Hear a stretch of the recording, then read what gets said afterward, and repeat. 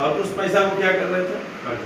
खर्चा कर रहे थे। ये सारी दुनिया में जितने भी लोग हैं, पूरी दुनिया के लोग यही काम करता है और 60 साल तक काम करते हैं। यानी जब तक शरीर आपका चल रहा है तब तक यही काम होगा कि काम करेंगे तो पैसा कमाएंगे और उस पैसा को जाके बाजार में खर्चा करेंगे।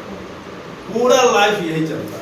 आज भी काम किए हैं, कल भी करना पड़ेगा, परसों भी करना पड़ेगा, तरसों भी, यानी कि 60 साल तक हमको करना पड़ेगा। हम लोग को मालूम है कि काम करेंगे तो पैसा आएगा, क्या यही ना मालूम है कि काम करेंगे तो पैसा आएगा, लेकिन अभी आपको पता चलेगा कि खर्चा करेंगे तो भी पैसा आएगा। बात एकदम उल्टा है। इस हॉल से बाहर अगर ये बात बताइएगा किसी को भी कि खर्चा करने से इनकम आता है तो लोग आपको पागल कहेगा कि नहीं कहेगा? कि हम 10 रुपये का भुजिया खरीदेंगे और कहेंगे कि उससे हमको इनकम आ जाए, तो लोग पागल नहीं कहेंगे, है कि नहीं? लेकिन ये सिस्टम ऐसा है कि यहाँ पर काम कमाए और पैसा कमाए, काम करके पैसा कमाए और पैसा कमा करके बाजार में कलम खरीदे, भुजिया खरीदे, आटा खरीदे, नमक खरीदे, तेल खरीदे और उससे आपको अगर पैसा आ जाए, इनकम आ जाए, तो दुनिया में चमत्कार होते देर लगेगा? नहीं लगेगा।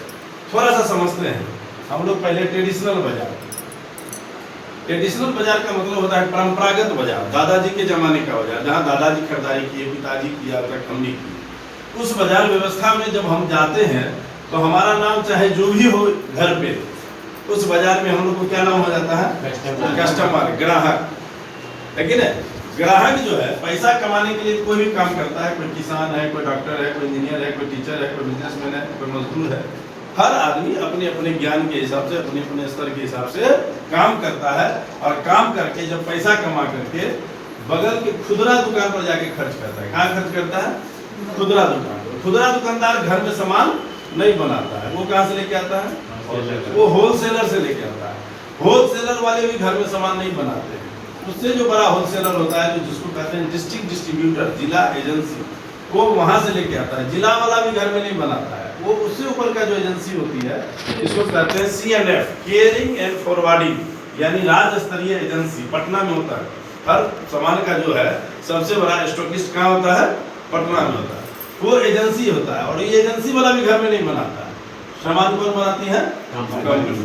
कंपनी जब सामान बनाती है तो सबसे पहले करोड़ों करोड़ रुपया प्रचार पर खर्च करती है। जब तक हीरो हीरोइन पर, क्रिकेटर पर पैसा खर्च नहीं होगा, ये सामान का डिमांड यहाँ पर नहीं होगा। और जब डिमांड होगा तो ये प्रोडक्ट ऐसे ही नाच के आएगा। कैसे नाच के आएगा? ऐसे ही आएगा। और इस आने के क्रम में कंपनी अगर 5 रुपया में कोई साबुन बनाया, ये मुनाफा लेगा कि नहीं लेगा? सब लोग नहीं बोले, लेगा कि नहीं लेगा? लेगा। ये 5 का सामान हमारे पास आते आते कितना का हो जाएगा? 10 का हो जाएगा। थोड़ा सा समझते हैं इसको। ये साबुन की कीमत कितना है? पहचानते हैं इसको? 10 रुपया दाम है। कंपनी बनाया कितना में? 5 रुपया। मिला हमको कितना में? सब लोग नहीं बोले। कंपनी बनाया 5 रुपया में और मिला हमको कितना में? 10 रुपया में। 5 रुपया कहाँ चला गया? ये बीच में बर्बाद हो गया। 50% पैसा हमारा जो है बीच में चला गया। अब क्या